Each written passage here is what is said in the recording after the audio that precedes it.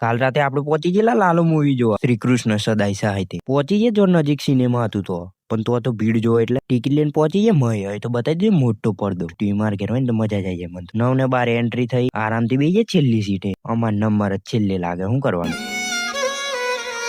સારી ઉંમર મેં જો કિસ્મત જ ખરાબ ચાલુ થઈ ગયું લાલુ મૂવી તો યાર એક નંબર હતું હવે થોડા ઘણા ક્લિપો જોઈ લો નરસિંહ મહેતાના ભૂલતો નહીં લાગો તમે એના જેવા જોઈ